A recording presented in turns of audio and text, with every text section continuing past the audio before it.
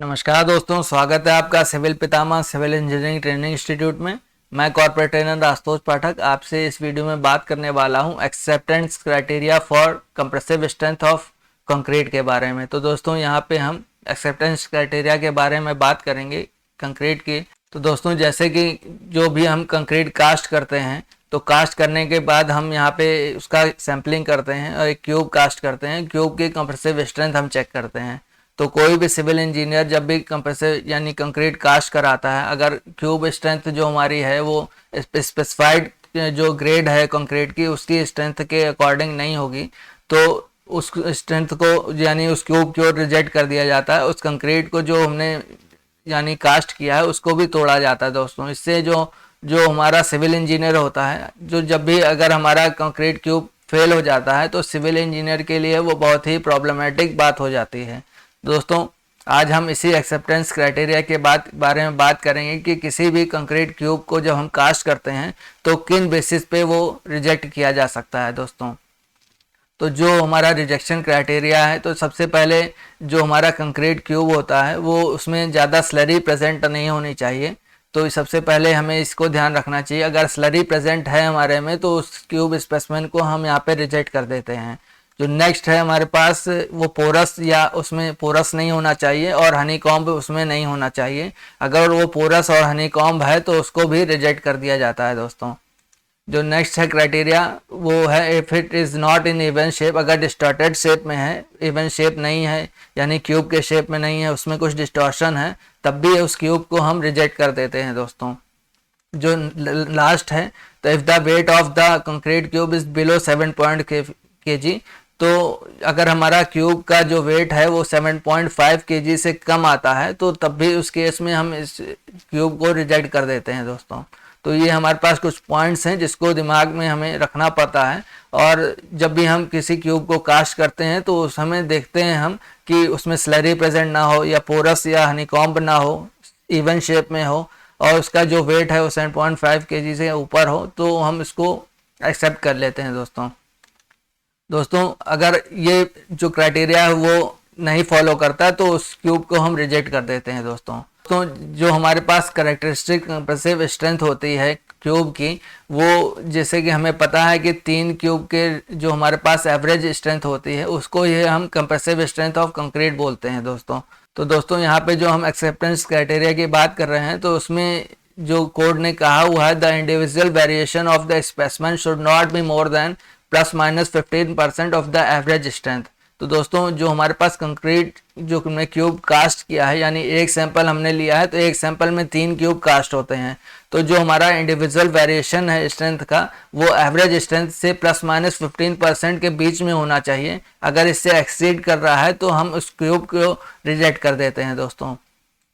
तो दोस्तों जो हमारे पास जैसे कि मान लीजिए कि हमने यहाँ पे एक सैम्पलिंग की, एक सैंपल में हमने 3 क्यूब को कास्ट किया तो उस क्यूब की जो हमारी स्ट्रेंथ है वो जो पहले क्यूब की है वो 20 मेगापास्कल है, दूसरे क्यूब की 25 मेगापास्कल है और तीसरे जो क्यूब है वो 30 मेगापास्कल है। तो जो हमारी एवरेज कंप्रेसिव स्ट्रेंथ आएगी वो 25 मेगापास्कल आएगी। दोस्तों तो यहाँ पे जो स्टेटमेंट में कहा गया है the individual variation of the specimen should not be more than ±15% of the average strength. तो जो हमारा एवरेज कंप्रेसिव स्ट्रेंथ 25 मेगापास्कल है तो इंडिविजुअल वेरिएशन हमारा 15% के बीच में होना चाहिए। तो दोस्तों जो 25 है वो एवरेज कंप्रेसिव स्ट्रेंथ है, -20 जो फर्स्ट क्यूब का है compressive strength, 25 - 20 divided by average compressive strength तो इनटू 100। तो यहाँ 20% दोस्तों यहाँ पे हमारा आ रहा है। तो जो हमारा इंडिविजुअल वेरिएशन है वो ±15% के बीच में होना चाहिए, जबकि हमारा जो इंडिविजुअल वेरिएशन है वो 20% आ रहा है तो 15% से ये एक्सीड कर रहा है। दोस्तों तो इस तरह से जो हमारा जो क्यूब स्पेसिमेन है या कंक्रीट कास्ट किया हमने यानी क्यूब स्ट्रेंथ है वो इनवैलिड होता है यानी इसको रिजेक्ट कर दिया जाता है। तो दोस्तों जो कंक्रीट क्यूब के कंप्रेसिव स्ट्रेंथ में जो एक्सेप्टेंस क्राइटेरिया दिया हुआ है वो IS 456/2000 में जो 2013 अमेंडमेंट है तो उसमें दिया गया है। दोस्तों आइए देखते हैं कि कोड क्या कहता है एक्सेप्टेंस क्राइटेरिया के बारे में। तो यहाँ पे जो टेबल 11 है यानी characteristic compressive strength of compliance requirement है क्लॉज 16.1 एंड 16.3 में यहाँ पे दिया हुआ है दोस्तों। तो इसके लिए इंडिविजुअल टेस्ट के रिजल्ट की वैल्यू भी दी गई है और mean of the group of 4 non overlapping consecutive test result की वैल्यू भी दी गई है दोस्तों। इस टेबल के अकॉर्डिंग हम यहाँ पे एक्सेप्टेंस क्राइटेरिया को चेक करते हैं इंडिविजुअल टेस्ट के लिए और मीन के लिए दोस्तों। तो दोस्तों ये जो हमारे पास मीन ऑफ द ग्रुप है 4 non overlapping consecutive test result है, ये इसके बारे में जानते हैं। तो ये बेसिकली हमारे पास सैम्पलिंग या फ्रीक्वेंसी ऑफ सैम्पलिंग पे डिपेंड करता है। तो फ्रीक्वेंसी ऑफ सैम्पलिंग में जो हमारे पास कोड में दिया हुआ है क्लॉज 15.2.2 में दिया हुआ है, तो यहाँ पे different type of quantity of concrete के लिए नंबर ऑफ सैंपल्स दिए हैं। तो यानी 1 से 5 मीटर क्यूब कंक्रीट के लिए एक सैंपल लेंगे हम, 6 to 15 के लिए 2 सैंपल लेंगे, 16 to 30 के लिए 3 सैंपल लेंगे, वैसे ही 31 to 50 के लिए 4 लेंगे और 51 एंड अबव के लिए 4+1 लेंगे, यानी हर 50 मीटर क्यूब एक्स्ट्रा के लिए हम एक सैंपल बढ़ा देंगे। तो दोस्तों यहाँ पे जो कोड में कहा गया है वो 4 सैम्पलिंग के लिए कहा गया है। तो जो हमारी कंक्रीट की क्वांटिटी 30 मीटर क्यूब से ज़्यादा होगी वहाँ पे उसी में हम यहाँ पे उसी क्राइटेरिया को कोड में बताया गया है। लेकिन कोड में एक कुछ पॉइंट्स भी बताए गए हैं कि 30 मीटर क्यूब से अगर क्वांटिटी कम होती है तो उस केस में हम किस वैल्यू को फॉलो करेंगे। तो दोस्तों जैसे कि यहाँ पे कंक्रीट के बारे में कहा गया है कि concrete of quantity up to 30 metre cube where the number of samples to be taken is less than 4। तो जो नंबर ऑफ सैंपल्स है लेस देन 4 है या कंक्रीट की क्वांटिटी हमारी 30 मीटर क्यूब से कम है, तो उस केस में जो हम यहाँ पे इंडिविजुअल टेस्ट रिजल्ट की वैल्यू लेंगे वो FCK-2 लेंगे। तो दोस्तों अगर हमारे पास 30 मीटर क्यूब से ज़्यादा है या 4 नॉन ओवरलैपिंग कंसेक्यूटिव टेस्ट हैं, तो यहाँ पे जो इंडिविजुअल टेस्ट की वैल्यू FCK-3 दी थी। तो अगर हमारे पास कंक्रीट की क्वांटिटी 30 मीटर क्यूब से कम होती है तो वहाँ पे FCK-2 न्यूटन पर mm स्क्वायर पुट करेंगे और जो मीन टेस्ट रिजल्ट की वैल्यू है उसमें FCK+4 न्यूटन पर mm स्क्वायर लेंगे वैल्यू। जबकि जो हमारे पास 30 मीटर क्यूब से ऊपर की क्वांटिटी है उसके लिए FCK+3 न्यूटन पर mm स्क्वायर लेते हैं। तो दोस्तों जैसे कि जो हमारे पास क्यूब टेस्ट रिजल्ट हैं वो टेस्ट करते हैं 28 डेज पे, क्योंकि जो 7 डेज का क्राइटेरिया है वो कोड से हटा दिया गया। तो दोस्तों यहाँ पे हम M25 ग्रेड ऑफ कंक्रीट के लिए एक एग्जांपल सेट करते हैं। तो जो इंडिविजुअल टेस्ट की वैल्यू कोड में दी गई है वो इस FCK-3 न्यूटन पर mm स्क्वायर दी गई है, क्योंकि जो इंडिविजुअल उसमें कहा गया है कि जो इंडिविजुअल टेस्ट रिजल्ट की वैल्यू है कंप्रेसिव स्ट्रेंथ की वो FCK-3 न्यूटन पर mm स्क्वायर से बिलो नहीं होनी चाहिए दोस्तों। तो यहाँ पे हम एग्जांपल के माध्यम से समझते हैं। तो यहाँ पे हमने 3 लेवल यहाँ पे दिखाया हुआ है। तो एक जो लाइन है वो FCK+3 न्यूटन पर mm स्क्वायर को दिखा रही है, दूसरी जो मिडिल वाली है FCK न्यूटन पर mm स्क्वायर स्ट्रेंथ को शो कर रही है और तीसरी जो है FCK-3 न्यूटन पर mm स्क्वायर को शो कर रही है दोस्तों। तो यहाँ पे जो हमने कंक्रीट ग्रेड लिया है M25 लिया है, यानी जब भी आप क्यूब को कास्ट करते हैं तो एक सैंपल बनाते हैं तो एक सैंपल में 3 क्यूब कास्ट करते हैं। तो मान लीजिए एक क्यूब का आपका जो सैंपल था, एक क्यूब की आपकी स्ट्रेंथ है वो FCK+3 न्यूटन पर mm स्क्वायर के ऊपर आ रही है। तो इस जो क्यूब को हम एक्सेप्ट कर लेते हैं। जो दूसरे क्यूब की वैल्यू है वो FCK न्यूटन पर mm स्क्वायर, यानी जो हमने ग्रेड लिया था या 25 न्यूटन पर mm स्क्वायर के कंप्रेसिव स्ट्रेंथ आ रही है, तो इसको भी ये भी एक्सेप्टेड होता है। और जो थर्ड की वैल्यू आ रही है वो FCK-3 न्यूटन पर mm स्क्वायर है। तो अगर इसके इस वैल्यू के बराबर या ऊपर होगी तो इसको हम एक्सेप्ट कर लेते हैं दोस्तों।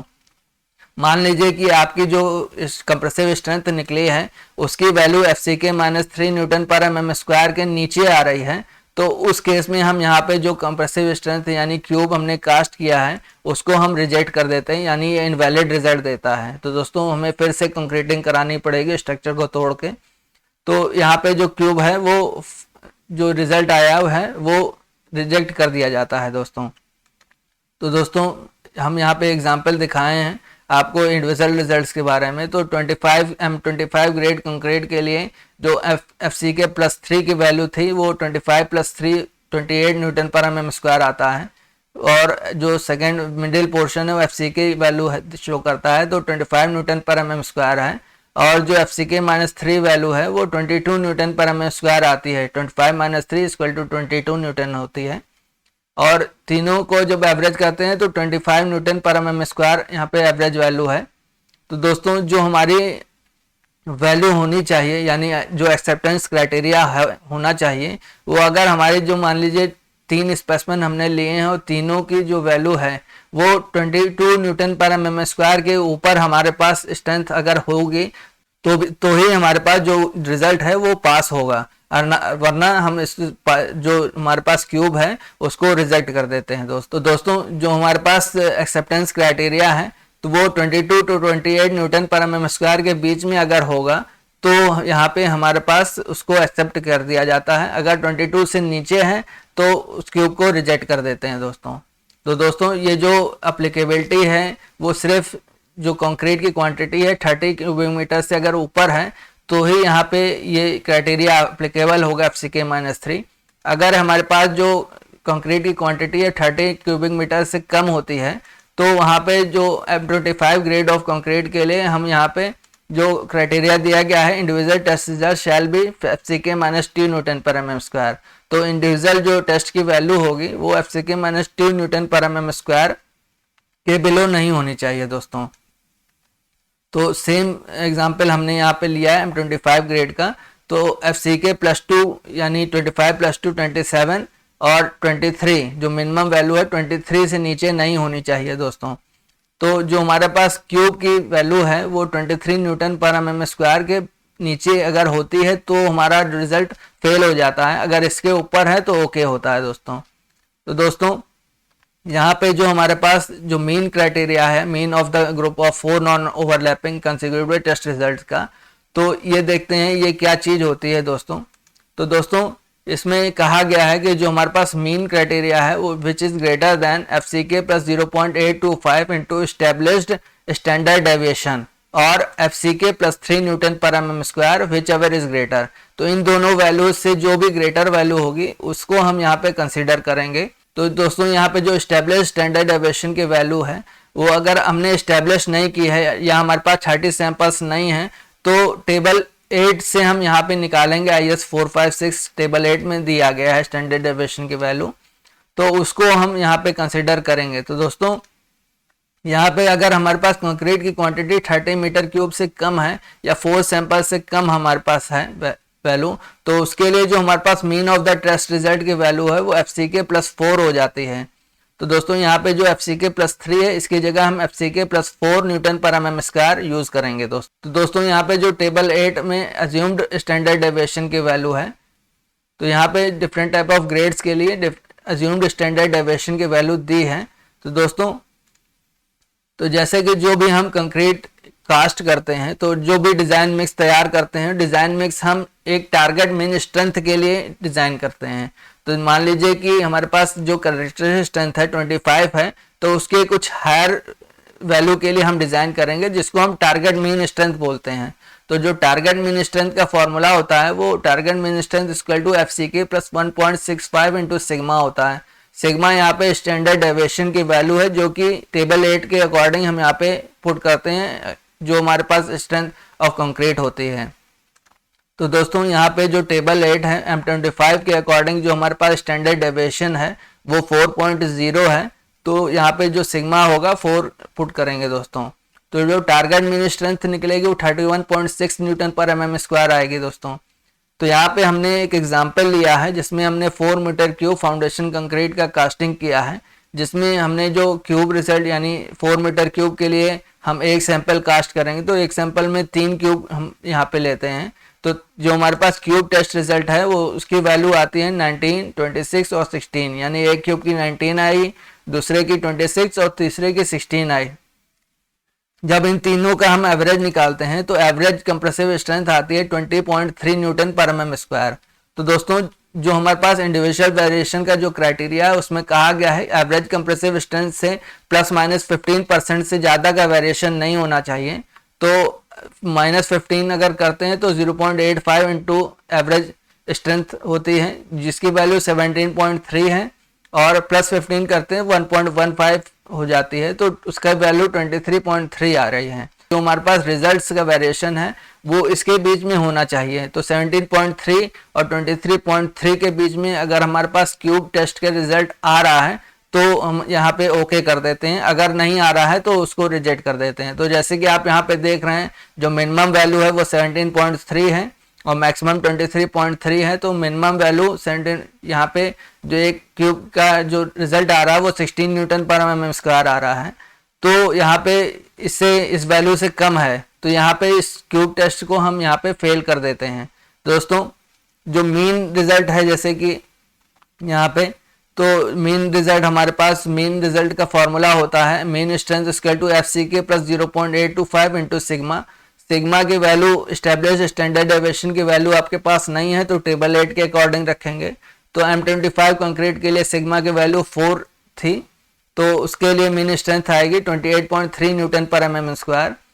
और दूसरा क्राइटेरिया जो था FCK प्लस 4 था क्योंकि कंक्रीट की क्वांटिटी 30 मीटर क्यूब से कम है तो वहाँ पे FCK प्लस 4 यूज करते हैं। तो 25 प्लस 4 29 न्यूटन पर mm स्क्वायर आता है।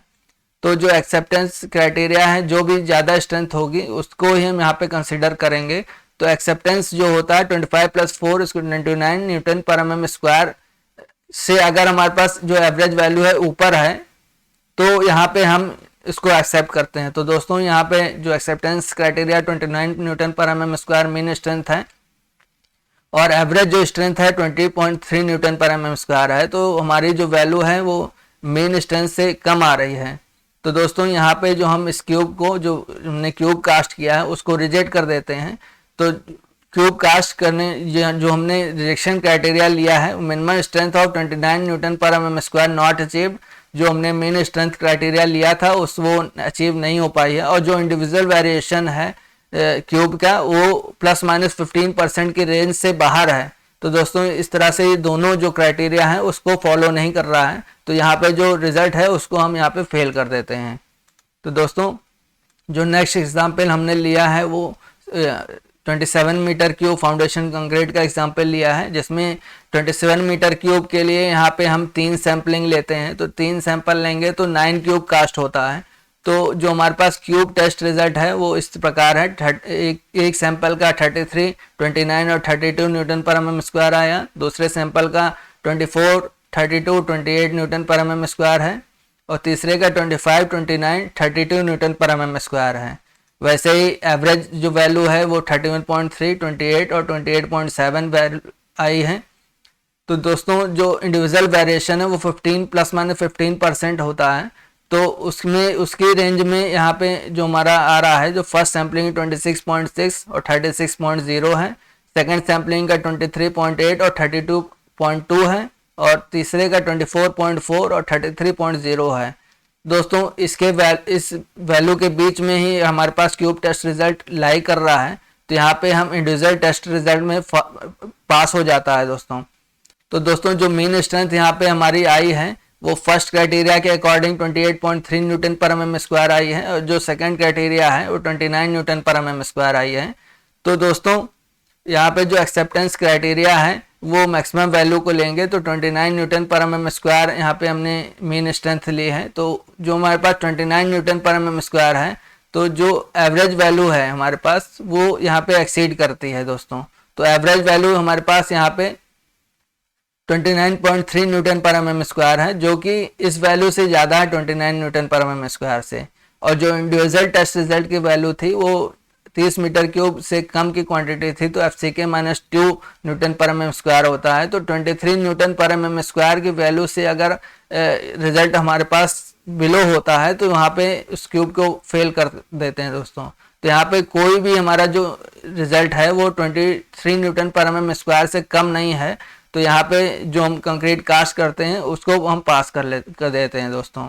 तो दोस्तों जो हमारा यहाँ पे कंक्रीट है उसको M25 ग्रेड के लिए एक्सेप्ट कर लिया गया है। वैसे ही जो हमारे पास नेक्स्ट एग्जांपल है वो 75 metre cube roof slab concrete के लिए है। तो यहाँ पे क्यूब टेस्ट रिजल्ट की वैल्यू इस प्रकार दी है, वैसे ही जो एवरेज वैल्यू यहाँ पे दी है और जो इंडिविजुअल वेरिएशन है प्लस माइनस 15% का है वो इस प्रकार दिया हुआ है। तो दोस्तों यहाँ पे जो मीन स्ट्रेंथ निकाली है वो सेम आएगी 28.3 और 29 न्यूटन पर mm स्क्वायर। लेकिन जो यहाँ पे हायर वैल्यू लेंगे वो ही लेंगे। तो यहाँ पे जो एक्सेप्टेंस क्राइटेरिया है वो 29 न्यूटन पर हम इसके मीन स्ट्रेंथ लेंगे। तो जो हम एवरेज वैल्यू लेंगे, जैसे कि यहाँ पे इंडिविजुअल वेरिएशन की वैल्यू दी गई है FCK-3, क्योंकि यहाँ पे जो कंक्रीट क्यूब कास्ट कर रहे हैं वो 30 मीटर क्यूब से ऊपर कास्ट कर रहे हैं, तो यहाँ पे FCK-3 इंडिविजुअल रिजल्ट का क्राइटेरिया हो जाता है, तो 22 न्यूटन पर mm स्क्वायर हो जाएगा। तो दोस्तों यहाँ पे कोई भी अगर वैल्यू 22 न्यूटन पर mm स्क्वायर से कम होगी तो कंक्रीट को फेल माना जाएगा। अगर हमारे पास 22 न्यूटन पर mm स्क्वायर के बराबर या उससे बड़ी है तो उसको पास माना जाता है। दोस्तों यहाँ पे दोस्तों 4 कंसेक्यूटिव टेस्ट रिजल्ट की वैल्यू दी गई है। तो जैसे कि सैंपल 1, 2, 3, 4 की एवरेज वैल्यू 29.1 है, जो कि 29 न्यूटन पर mm स्क्वायर से ऊपर है, तो इसको पास मानेंगे। वैसे ही सेकंड क्राइटेरिया चेक करते हैं, 2, 3, 4, 5 के लिए 30.8 एवरेज वैल्यू है, जो कि 29 से ऊपर है, तो उसको भी पास मानेंगे। और जो लास्ट है तो वो 30.5 है, तो वो भी हमारे पास 29 न्यूटन पर mm स्क्वायर से ऊपर है। तो यहाँ पे हम इसको जो हमने कंक्रीट ग्रेड लिया M25 ग्रेड उसको एक्सेप्ट मानेंगे दोस्तों। तो दोस्तों इस प्रकार से हमने आपको बताया कि कंक्रीट जो हम क्यूब कंप्रेसिव स्ट्रेंथ के लिए कास्ट करते हैं उसके लिए एक्सेप्टेंस क्राइटेरिया क्या है, इंडिविजुअल टेस्ट रिजल्ट की वैल्यू क्या है, और जो हमारे पास जो रेंज है +15% उसके लिए कैसे चेक करते हैं, और मेन स्ट्रेंथ के लिए कैसे चेक करते हैं।